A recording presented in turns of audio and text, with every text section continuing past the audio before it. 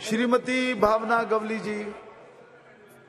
धन्यवाद सभापति जी, आपने मुझे नारी शक्ति वंदन विधेयक 2023 पर बोलने का अवसर दिया।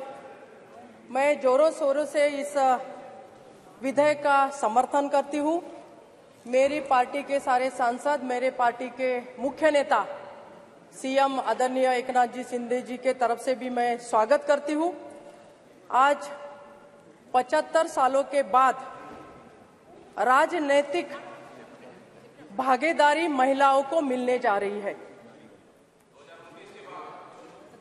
और मैं यहाँ पर ये बताना चाहूंगी कि ये जो बिल है ये महिलाओं का दिल है और दिल और दिमाग को देखते हुए आदरणीय प्रधानमंत्री जी ने महिला आरक्षण लाने का ये फैसला लिया है। सभापति जी, यहाँ पर मैं ये बताना चाहूंगी कि महिलाओं के किस्मत का ताला मोदी जी ने खोला। अगर मोदी जी, हमारे प्राइम मिनिस्टर साहब अगर ये पहल नहीं करते, ये बिल यहाँ पर विशेष सत्र में नहीं लाते, तो मुझे लगता है हमारे महिलाएं वैसी की वैसी रह जाती, वो ग्राम पंचायत जिला परिषद में ही अटकी पड़ी रहती। और ये निर्णय लेने के कारण हमारे सारे महिलाओं को फायदा होगा। रमा जी यहाँ पर बैठी हुई है, मुझे पता है रमा जी की महिलाओं को चुन के यहाँ पर आने के लिए कितना कष्ट करना पड़ता है, कितना संघर्ष करना पड़ता है, कितना लड़ना पड़ता है। पहले अपने पार्टी से लड़ो, फिर बाद में क्षेत्र में लड़ो, फिर काम के लिए लड़ो। ये सारी लड़ाइयाँ पार करते करते मोदी जी ने, हमारे प्राइम मिनिस्टर साहब ने हमें यहाँ तक कल पहुँचाया है। मैं बहुत बहुत धन्यवाद उनका देना चाहूंगी कि ये पहल उन्होंने की है और ये पहल तो वही कर सकते हैं, दूसरे में हिम्मत कहाँ है करने की। इतने 27 साल से इस विधेयक को हम पारित नहीं कर पाए, किसी ना किसी बहाने, किसी ना किसी कारण इसे हम वैसा के वैसा पड़ा रहने दिया, उस पे धूल बैठ गई। वो धूल साफ करने का काम हमारे प्राइम मिनिस्टर साहब ने यहाँ पर किया है। मैं बहुत बहुत अभिनंदन, धन्यवाद यहाँ पर करना चाहूंगी। सभापति जी, जैसा कि हमने देखा है महिलाओं का योगदान कोई आज यहाँ संसद में है या बाहर है ऐसी बात नहीं है। महिलाओं का योगदान तो झांसी की रानी जो बोलती थी खूब लड़ी वो मर्दानी झांसी वाली रानी थी।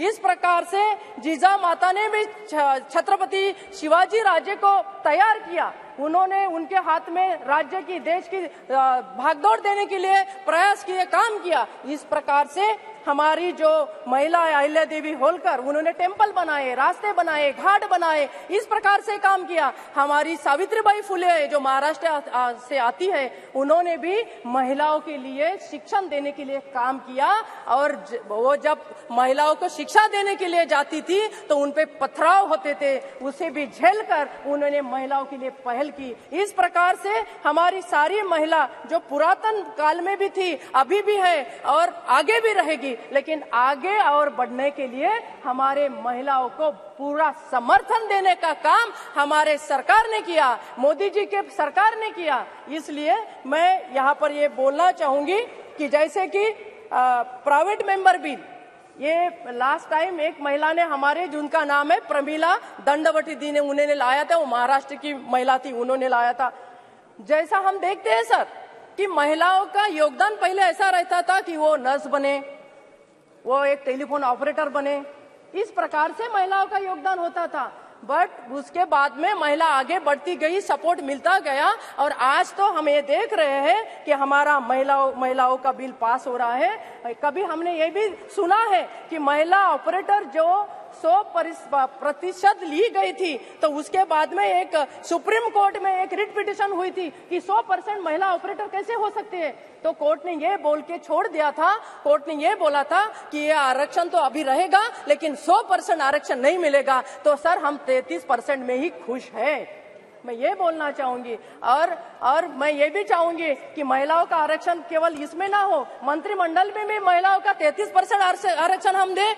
हमारा वो भी महिलाओं का नहीं काम करना है, अगर महिलाओं का आगे बढ़ना है तो उसको एग्जीक्यूटिव भी रोल करना पड़ेगा।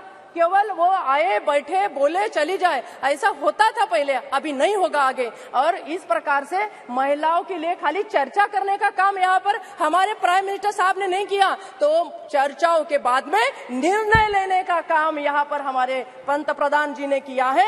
और मैं यहाँ पर ये बताना चाहूंगी, ये जो इंडिया इंडिया बोल के बोलते हैं सब लोग, तो ये इंडिया नहीं है, ये दलदल की एक गठबंधन है, ये दलदल। और दलदल में क्या आता है? कमल। तो ये जो प्रयास कर रहे हैं वो अपने खुद के दलदल में फंसने वाले हैं और कमल का फूल खिलने वाला है और उसको सपोर्ट देने का शिवसेना काम करेगा। और इस प्रकार से हम आगे बढ़ेंगे। महिलाओं का आरक्षण हो चाहे कोई भी विषय हो, इसे पूरे जोर समर्थन से हम यहाँ पर हमारी बात रखना चाहेंगे।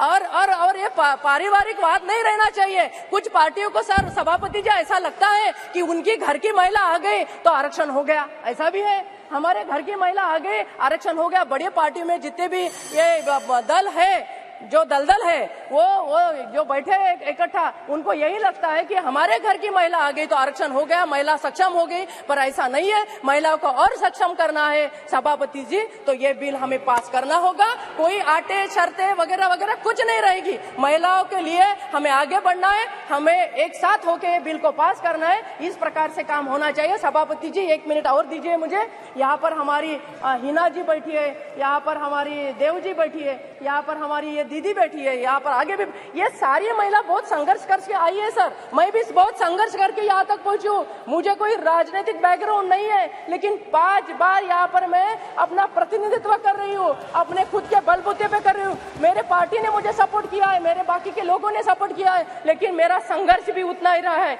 जिस प्रकार से हमने संघर्ष किया है, जिस प्रकार से यहाँ की हर एक महिला संघर्ष करके आती है, उस संघर्ष को सैल्यूट करते हुए, उस संघर्ष को प्रणाम करते हुए इस बिल को हम सब लोगों को पास करना चाहिए।